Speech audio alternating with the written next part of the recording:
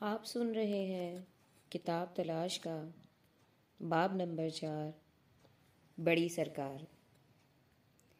میرے ایک دوست ہیں امتیاز بخاری۔ ان کا چہرہ 12 دری ہے، اتنا چوڑا، اور اس میں محرابیں ہی محرابیں۔ شخصیتوں میں دروازے عام ہوتے ہیں لیکن پٹدار ہوتے ہیں، کوئی بند، کوئی کھلا، کوئی ادھ کھلا۔ کچھ شخصیتیں ازلی طور پر چہروں پر دھری ہوتی ہیں۔ ایسی شخصیت کو پنجابی میں کھلی ڈلی کہتے ہیں۔ امتیاز بخاری کھلا ڈلا ہے۔ سب ہیڈنگ: ہاتھ کی تسبیح۔ ایک بار وہ مجھ سے ملا تو اس کے ہاتھ میں ایک منی تسبیح تھی۔ ارے یہ کیا ہے؟ میں نے حیرت سے پوچھا۔ کہنے لگا، کیوں؟ اسے کیا ہے؟ میں نے کہا، یہ ایسے ہے جیسے راگ میں بے برجت سر لگی ہو۔ کہنے لگا، بے برجت سر کیا ہوتی ہے؟ میں نے کہا، کچھ سریں ایسی ہوتی ہیں جو راگ کے تاثر کو ابھارتی ہیں، جو بار بار لگائی جاتی ہیں۔ کچھ ایسی ہوتی ہیں جو راگ کے منافی ہوتی ہیں، اس لیے ممنوع ہوتی ہیں۔ یہ تیری شخصیت سے ہم آہنگ نہیں، بلکہ اسے جھٹلاتی ہے۔ اس سے پہلے بھی عماد الدین ایک بزرگ کو میرے گھر لائے تھے۔ ان کے ہاتھ میں بھی تسبیح تھی۔ وہ ہم سے باتیں کرتے جاتے تھے، ساتھ ساتھ تسبیح کے دانے گراتے جاتے تھے، لیکن ان کے ہاتھ میں تسبیح سجتی تھی۔ رسمی بزرگ تھے، معزز تھے، داڑھی تھی، گیسو تھے، جسم پر چوغا تھا، کندھے پر صافہ لٹک رہا تھا۔ اگلے روز عماد بھی ایک منی تسبیح اٹھائے آ گیا۔ میں کہا مار کر ہنسا۔ اکسی کہنے لگا، بابا آپ تو خام خواہ اعتراض کرتے ہیں۔ اب کی بار میں فرانس گیا تھا تو میں نے دیکھا کہ یورپ میں تسبیح اٹھائے رکھنا فیشن ہو گیا ہے۔ ہماری محترمہ بی بی بھی اٹھائے پھرتی ہیں۔ امتیاز بخاری سے میں نے پوچھا، یہ بتا کہ یہ منی تسبیح فیشن ہے یا روحانیت؟ بخاری بولا، یہ حکم ہے۔ میں نے کہا، یار تو بشرے سے آزاد دکھتا ہے، پابند کیسے ہو گیا؟ بولا، میرے ایک بزرگ دوست ہیں، ان کے حکم سے یہ تسبیح ہاتھ میں رکھتا ہوں۔ میں نے کہا، کیا ان بزرگ میں سینس آف ہارمنی کا فقدان ہے؟ کہنے لگا، اس کے برعکس ان کا تو عقیدہ ہی ہارمنی ہے، توازن ہے، ہم آہنگی ہے۔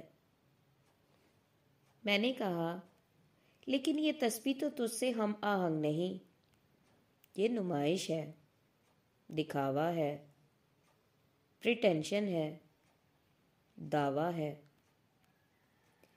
وہ ان باتوں کو روا نہیں رکھتے، بخاری نے جواب دیا۔ اس پر میں سٹ پٹا کر رہ گیا۔ میں نے کہا، یہ کیسا بزرگ ہے جو نمائشی تسبیح بھی چلاتا ہے، ساتھ ہی ہارمنی، ہم آہنگی، توازن کا دعویٰ کرتا ہے؟ ہمیں بھی زیارت کرا دیں ان کی۔ سب ہیڈنگ: پروفیسر سرکار قبلہ۔ یوں ہم رفیق احمد سے جا ملے۔ گوجر خان پہنچے تو پتہ چلا کہ شہر کے سبھی لوگ انہیں جانتے ہیں اور انہوں نے انہیں پروفیسر کا لقب دے رکھا ہے۔ اس بات پر حیرت ہوئی کہ یہ کیسا بزرگ ہے جو سرکار قبلہ کی جگہ خود کو پروفیسر کہلاتا ہے۔ مکان میں داخل ہوئے تو دیکھا کہ ایک ادھیڑ عمر مگر ینگش آدمی پلنگ پر بیٹھا ہے، سر ننگا، کلین شیو، کرتا شلوار، جیسے کوئی عام سا آدمی ہو۔ چہرے پر تحکم کی جگہ ذہانت ہے، جس کی دھار زیادہ ہی تیز ہے۔ گلے کے نیچے پردوں سے بات نہیں کرتا، بات میں روانی ہے، معززیت کی رک رک نہیں۔ میں نے کہا، آپ پروفیسر ہیں؟ بولے، پروفیسر تھا، پھر استعفیٰ دے دیا، اب اللہ کا نوکر ہوں۔ میں نے کہا، پہلے سرکار کے نوکر تھے، اب بڑی سرکار کے ہو گئے۔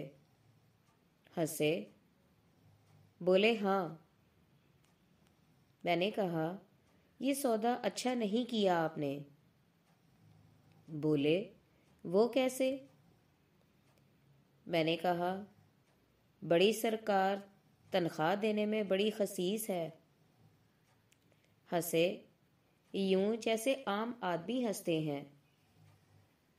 میں نے سوچا، یہ تو واقعی پروفیسر ہیں، بزرگی و زرگی کوئی نہیں۔ سب ہیڈنگ، عقل کی پکی سڑک۔ پھر میں نے انہیں چھیڑا۔ میں نے پوچھا، آپ کو یہ مقام کیسے ملا جس پر آپ فائز ہیں؟ بولے، عقل سے ملا۔ ارے، میں چونکا، بڑا غیر متوقع جواب تھا، لیکن جواب میں بلا کی خود اعتمادی تھی۔ میں نے کہا، حضور، ہم تو عقل کو راستے کی رکاوٹ سمجھتے ہیں۔ آپ غلط سمجھتے ہیں۔ وہ بولے۔ پھر انہوں نے قرآن پڑھنا شروع کر دیا۔ وہ حلق کے نچلے پردوں سے قرآن نہیں پڑھ رہے تھے، جیسے کہ قاری پڑھنے کے عادی ہوتے ہیں۔ وہ تو یوں قرآن پڑھ رہے تھے جیسے قرآن نہیں بلکہ کسی عرب شاعر کا کلام پڑھ رہے ہوں، بلکہ یوں جیسے اللہ تعالیٰ خود باتیں کر رہے ہوں، ساتھ ساتھ ترجمہ کرتے جاتے تھے۔ تقریباً 2 گھنٹے پروفیسر ہمیں قرآن سے اقتباسات سناتے رہے۔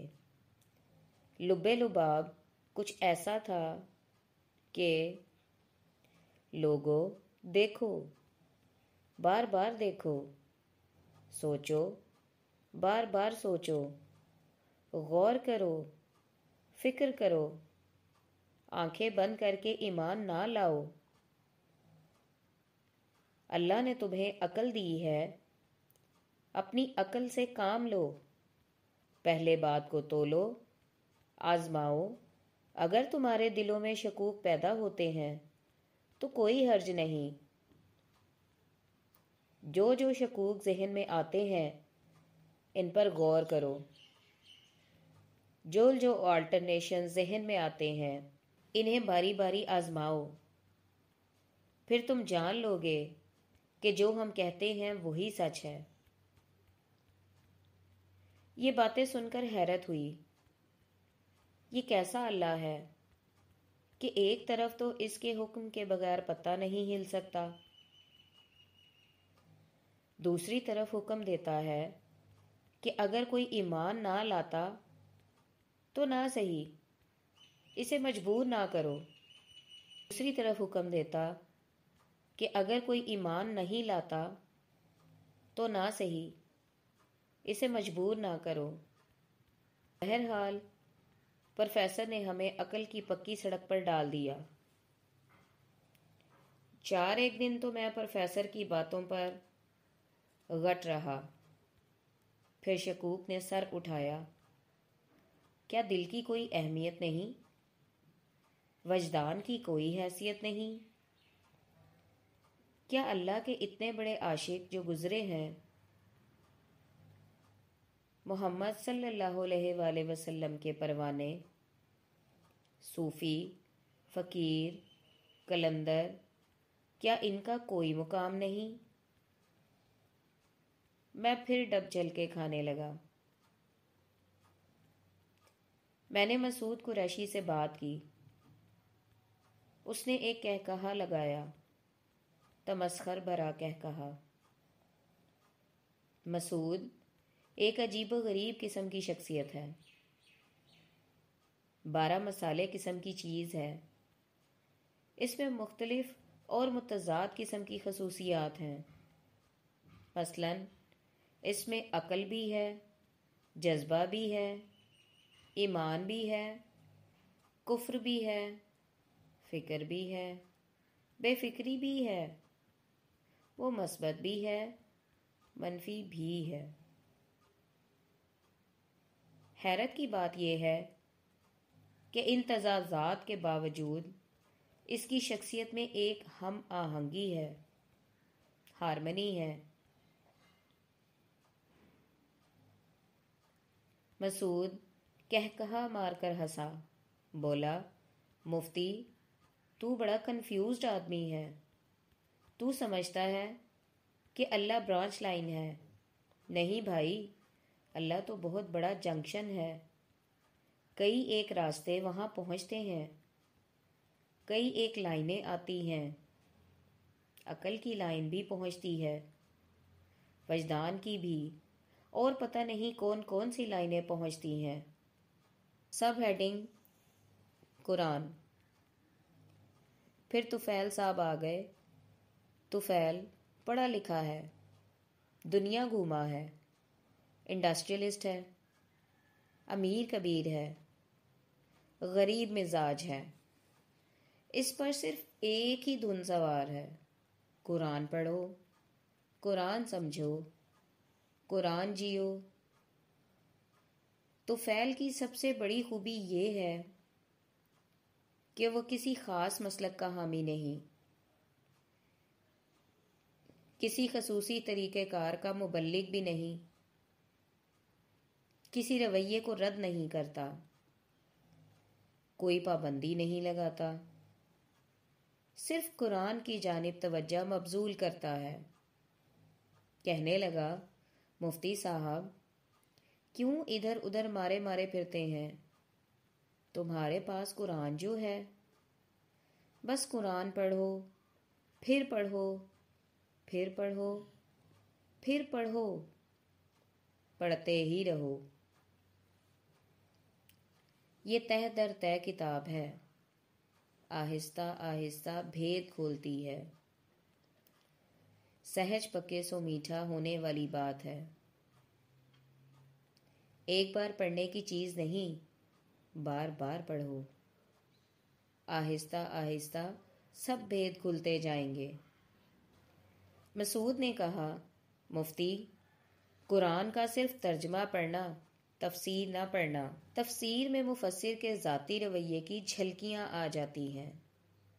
उमर ने कहा, मौदूदी साहब का तर्जमा पढ़ो। इब्दाल बेला कहने लगा, मौलाना अशरफ अली थानवी का तर्जमा बेहतर रहेगा। फिर साजिद साहब तशरीफ़ ले आए।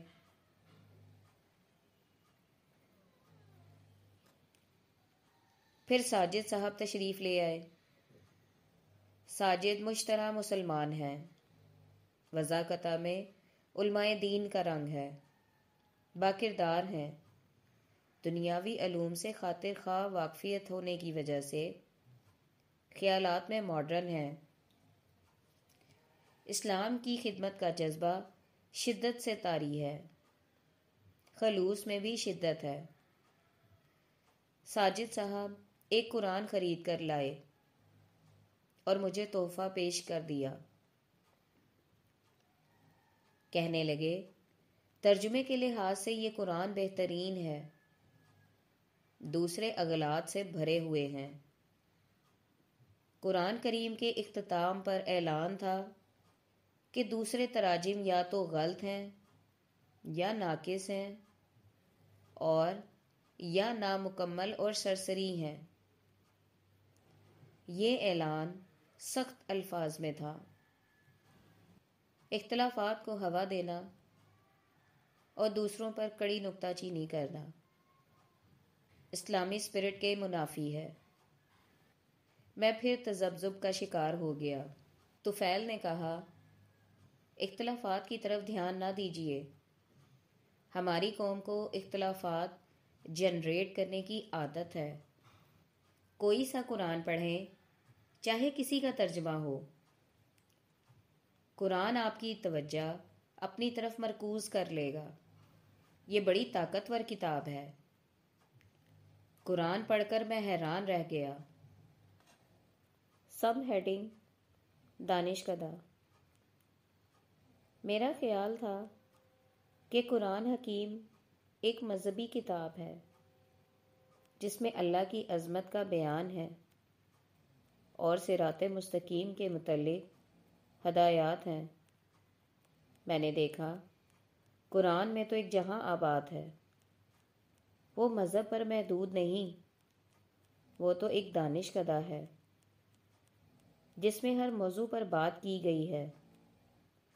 لکھی ہوئی تاریخ سے بہت پہلے کی کہانیاں ہیں، اختلافات کے متعلق ہدایات ہیں، تخلیق کائنات کے متعلق اشارے ہیں، نباتات، حیوانات، جمادات، سب سے متعلق علوم کی باتیں، حکمت کی باتیں، صحت کی باتیں، ادویات کی باتیں، سورج چاند ستارے، زمین، خلا، ہر موضوع پر دانش کی باتیں۔ مختصر یہ کہ جسے میں دریا سمجھتا تھا وہ سمندر نکلا۔ ایک نو مسلم انگریز نے قرآن کی عظمت بیان کرتے ہوئے ایک واقعہ لکھا ہے۔ لکھتا ہے، دو دوست تھے، ایک تاجر اور دوسرا ملاح۔ تاجر نے ملاح کو قرآن کریم کا انگریزی ترجمہ دکھایا، بولا، اسے پڑھو۔ ملاح نے اسی وقت ورق گردانی کی۔ اتفاق سے ایسا صفحہ کھل گیا جس میں سمندری طوفان کا ذکر تھا۔ ملاح اسے پڑھنے لگا، پڑھتا رہا، پھر بولا، یار، یہ جو محمد تھا کیا وہ ذات کا ملاح تھا؟ تاجر نے کہا، نہیں، ملاح نہیں تھا، وہ تو لاقادق صحرا کا رہنے والا تھا۔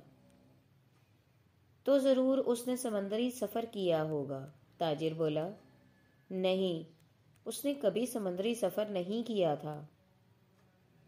نہیں، میں نہیں مانتا، ملاح چلایا۔ اس نے کہا، اس کتاب میں سمندری طوفان کی ایسی تفصیل لکھی ہے جو صرف وہ شخص لکھ سکتا ہے جس نے سمندری طوفان دیکھا ہو، بیتا ہو، کوئی دوسرا نہیں لکھ سکتا ہو۔ تاجر نے کہا، نہیں، اس نے سمندری طوفان کبھی نہیں بیتا تھا۔ اگر ایسا ہے، ملاح چلایا، تو یہ کتاب محمد صلی اللہ علیہ وآلہ وسلم نے نہیں لکھی۔ یقیناً یہ کتاب الہامی ہے۔ صرف سمندری طوفان کی بات نہیں، قرآن میں ہزاروں برس پرانی کہانیاں ایسی تفصیل سے لکھی ہیں جیسے کوئی آنکھوں دیکھی پر کمنٹری کر رہا ہو۔ بادشاہوں کے نام، شہروں کے نام، قوموں کے نام اور ان کے کردار، ان کا کلچر، ان کے مذاہب، ہر بات تفصیل سے رقم کی ہے۔ جب قرآن اخلاق پر بات کرتا ہے تو ایسے لگتا ہے جیسے یہ کتاب اخلاقیات کی کتاب ہو۔ وہ انسانی رشتوں کے جملہ پہلوؤں پر بات کرتا ہے۔ ماں باپ سے کیسا سلوک روا رکھنا چاہیے، مہمان سے کیسا، دشمن سے کیسا، بادشاہ کو رعایا سے کیسا سلوک روا رکھنا چاہیے اور رعایا کو بادشاہ سے کیسا۔ ایسا لگتا ہے جیسے قرآن مسلمانوں سے نہیں بلکہ بنی نوع انسان سے مخاطب ہو۔ ہاں، تو قرآن پڑھ کر میں حیران رہ گیا